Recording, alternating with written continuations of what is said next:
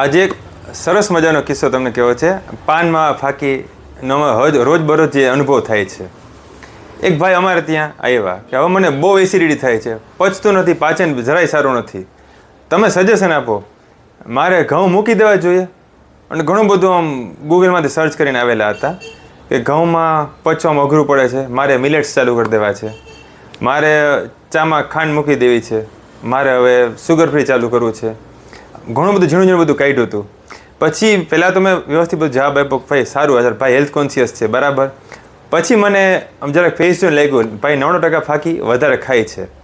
પછી બધું ડિસ્કસ થયા, પૂછ્યું, ભાઈ મેં કીધું હા તમે બધું સુગર બંધ કરો, બહુ સારું છે, ચાલો તમે મિલેટ્સ ચાલુ કરો, બહુ સારું છે, રોટલી બદલે ભાખરી ખાઓ, એ સારું છે, સાંજે 7 વાગે જમવાનું વિચારતા ભાઈ, એ ખૂબ સારું છે, પણ આ પાન માવો તમારે ચાલુ છે, તમે કેટલા ખાઓ છો?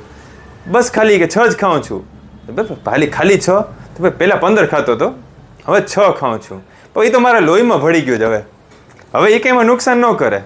એટલે માણસોને શું થાય છે કે ભાઈ આપણે પાન ફાંકી માવા નિર્દોષ જ છે.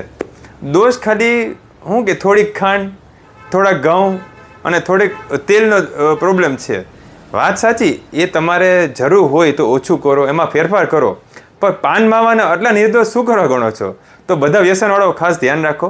જો તમને પાચનની કોઈ સમસ્યા છે તો પહેલાં તમે તમારો જે વ્યસન છે પહેલાં એને તમે ઓછું કરો, શક્ય તો બંધ કરો, અને પછી તમે બાકી બધું બંધ કરવાનું વિચારો. Thank you so much.